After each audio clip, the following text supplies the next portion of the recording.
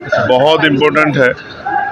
Bharatiya Janata party की इस केंद्र की सरकार वन नेशन वन इलेक्शन की बात करती है, तो वन डे वन शिफ्ट में बच्चों का पेपर क्यों नहीं करवा पा रही। बच्चों ने बहुत अच्छा नारा दिया है, मुख्यमंत्री जी को सबक लेना चाहिए कि अगर पेपर बटेंगे तो नंबर कटेंगे। मैं जाना चाहता हूं उनके बीच में, लेकिन इसलिए नहीं जा रहा हूं कि अगर मैं जाऊंगा तो सरकार को कहने का मौका मिलेगा कि ये पॉलिटिकल आंदोलन है। उन्होंने मेहनत की है, 2 रात से वो जाग रहे हैं। मैं चाहता हूं कि उनको उनकी अयोध्या पहुंचे नगीना के सांसद चंद्रशेखर रावल ने भाजपा पर साधा निशाना। पोस्ट वार पर बोले, मुझे बोलने की जरूरत नहीं, वही लोग आपस में बोल रहे हैं, बाकी मीडिया दिखा रही है। प्रयागराज में परीक्षार्थियों के प्रदर्शन पर बोले चंद्रशेखर रावल, कहा भाजपा की केंद्र सरकार वन नेशन वन इलेक्शन की बात करती है तो वनडे वन शिफ्ट में बच्चों का पेपर क्यों नहीं करवा रही है। बच्चों ने बहुत अच्छा नारा दिया है, अगर पेपर बटेंगे तो नंबर कटेंगे।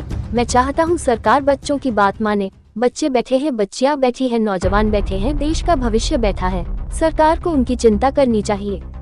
अगर राजनीतिक मजबूरियां ना होती तो उनके बीच में जाकर मैं वही सड़क पर बैठता।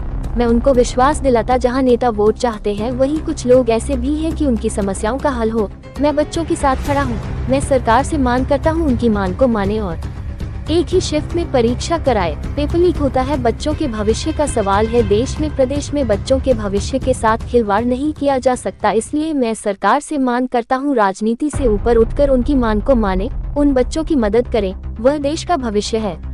सुप्रीम कोर्ट द्वारा बुलडोजर पर आए फैसले पर बोले चंद्रशेखर रावल, कहा कि उत्तर प्रदेश सरकार पर सुप्रीम कोर्ट का तमाचा है। बिना आरोप के हुए, बिना अपराधी साबित हुए, बिना कोर्ट के ऑर्डर के आप किसी का घर नहीं गिरा सकते। आप खुद से कोर्ट नहीं हो, आप खुद जज नहीं हो। सरकार की जो गलत नीतियां थी, तानाशाही थी, उसको सुप्रीम कोर्ट ने सबक सिखाया है। और सपा के बीच में चल रहा है काटो बाटो को, मैं क्या बोलेंगे सर? मुझे क्या जरूरत है उन पे कुछ बोलने की।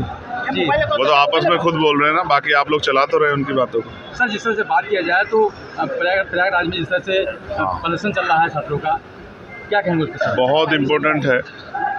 भारतीय जनता पार्टी की इस केंद्र की सरकार वन नेशन वन इलेक्शन की बात करती है, तो वन डे वन शिफ्ट में बच्चों का पेपर क्यों नहीं करवा पा रही।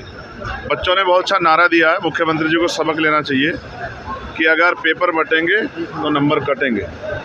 मैं जाना चाहता हूं उनके बीच में, लेकिन इसलिए नहीं जा रहा हूं कि अगर मैं जाऊंगा तो सरकार को कहने का मौका मिलेगा कि ये पॉलिटिकल आंदोलन है। उन्होंने मेहनत की है, 2 रात से वो जाग रहे हैं। मैं चाहता हूं कि उनको उनकी बात सरकार माने।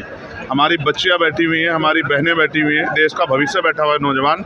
सरकार को उनकी चिंता करनी चाहिए।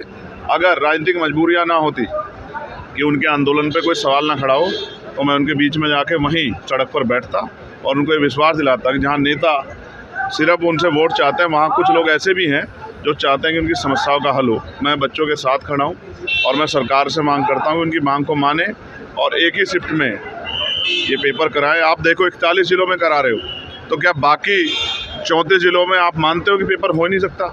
वहाँ कानून व्यवस्था अच्छी नहीं है, वहाँ पेपर लीक होगा। कोई भर्ती ऐसी है जिसका पेपर लीक ना हुआ हो?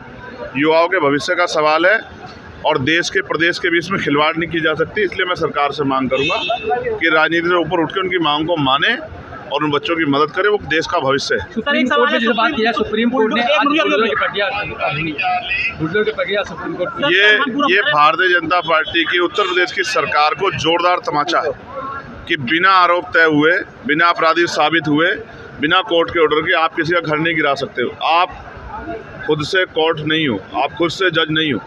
तो ये सरकार की जो गलत नीति है, तानाशाही, उसको सबक सिखाने का काम जो है सुप्रीम कोर्ट ने किया। मैं इसके लिए धन्यवाद करता हूँ। उत्तर प्रदेश में के जो और कहाँ का चुनाव लड़ेगी? सर, मैं ज्योतिषी नहीं हूँ।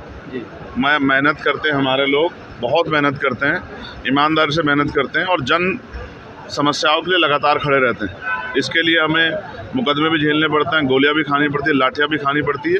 हम इनसे नहीं डरते, हम जनता की लड़ाई लड़ रहे हैं और हम लड़ेंगे। हम लोगों का दिल जीतेंगे, मेहनत करके दिल जीतेंगे। आ जाओ।